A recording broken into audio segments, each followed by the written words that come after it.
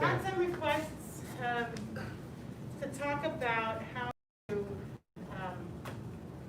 if the quick turns are difficult, how do you do the step version?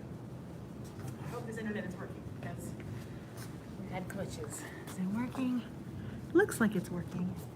Dr. Gohring, I hope it's working. It's for you. These are questions. Yeah, it's been streaming, but then not broadcasting. So YouTube has been doing weird things. There is no like set in stone way to do it. This is the way I do it, but this is by no means the way everybody has to do it. Once you get proficient with Tai Chi, you'll learn that you can, in some instances, do what you need to do to make it work for you. That said, I had a couple questions of, is it, if you do the step version, is it easy to transition to the fast version? Yeah, it's okay. You can do it. I switch between them depending on which surface I'm on. I had a question of, if you do the step version, will you be deducted if you promote to a test? The answer is no. You will not, provided that it is a smooth transition, that it doesn't take up too much time, that it doesn't become its own move, and it doesn't, then you end up behind and 2 moves away from the group. That's not great. But it is doable to keep on pace with people, even if you do the step around. I do it all the time, and people don't notice because, I'm keeping up. So that's the key. Can you do it and keep up with the group and not make it look like a production? By all means, I've done it in competition, so nobody's ever going to count you off for it.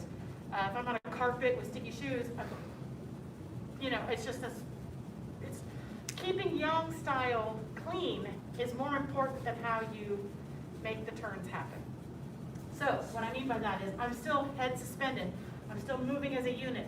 I'm still keeping the same speed. I'm not, jumping off the ground. I'm not doing weird stuff. I'm still very yang style, even if I have to put my toe down to make a turn happen. So I hope I answered the questions. Now we're going to talk about how to do it. So I'll show it real quick. So let's see, where does it happen? So the first one is I have to separate left. Again, this is not set in stone. This is just how I do it. So you can do this. Even here, I put my toe down to give myself just a little bit of a pivot point. And the other way to actually step around is put your toe down, give yourself a pivot point. I shift just enough weight there so that I can turn these toes in. And then I'm ready to do my kick. Does that make sense? Let me roll up some pants here. Hopefully you see some ankles. And this is basically how it works, whether it's a toe kick or a heel kick. Is I'm kick, set my toe down, just enough weight in it. I'm not putting all my weight in it. Just enough so that I can turn these toes in and then resume. And then for this other one, over here, I can box the tiger's ears here, here. I just set a foot down, pivot, step. That's the one I need. That's the one you need. So again, this is my way. Find the way that works for you. It's not like you're going to look at step around version for yang kicks. No, it's just what you're trying to do is smoothly turn around the other way while taking pressure off your knees. So for me, on this big turnaround, as I do the kick, I put my foot down. And then you kind of do windshield wiper feet. Windshield wiper, and then I take a step. And then I step to even, and then I kick. Does that make sense? Okay, so with that, let's run through the kicking section a few times. And if you can do the fast turns, do the fast turns. If you need to do the slower ones, step around, we'll work through it together. Does that sound okay? So let's actually start from separate left so that we can incorporate the heel turn as well. So we'll do separate left, and then turn, strike with heel, left, brush knee push, brush knee push, brush knee punch down, turn, strike with back fist,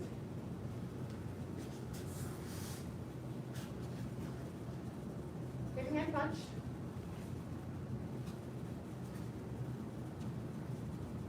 strike with heel right,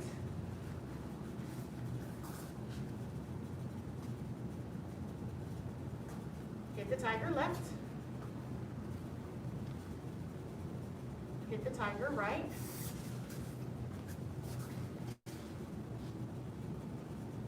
Strike with heel, right.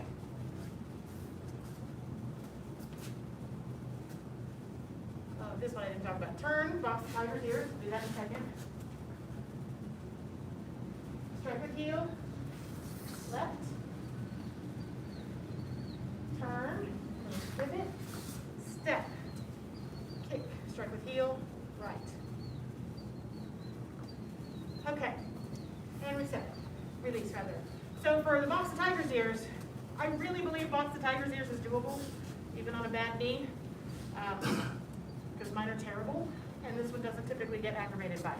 So I encourage you, if you're going to try any of them quickly, for the quick turn, try box the tiger's ears, because it's just a quarter turn. If it really is not feasible, you're going to, again, put the toe down, pivot, and then knee up, and strike. So again, I do here. Instead of not putting it down and lifting and turning, I'm going to set my toe down just enough to give me a pivot point to about 90 degrees here. Turn, then do the knees up to here. One last time. So, kick, pivot, knee, strike. So again, the principle of how do you do the walk around, you put the other foot down and put just enough, little bit of weight in it so that you take enough weight out of the knee that needs to pivot so that you can turn in the direction that you need. And then proceed as normal. Does that make sense? Yes, ma'am. Yes, ma'am. Sweet. You want to do the kicking section again? Yes, ma'am. All right, let's start again. We'll do separate left. Separate left. Turn. Strike with heel, right. I mean left. Listen to me. Brush knee push. Brush knee push. Brush knee punch down. Turn around, strike with back fist.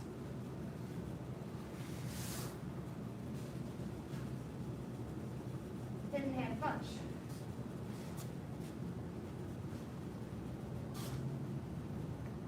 Strike with heel, right.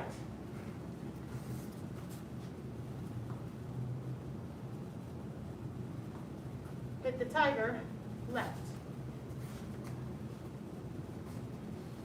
Hit the tiger, right. Strike with heel, right.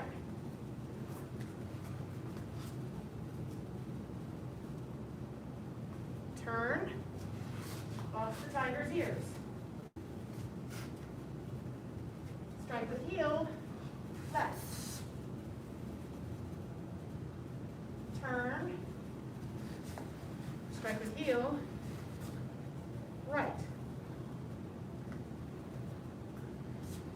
Release. So if you need to, you can go back and watch this particular segment.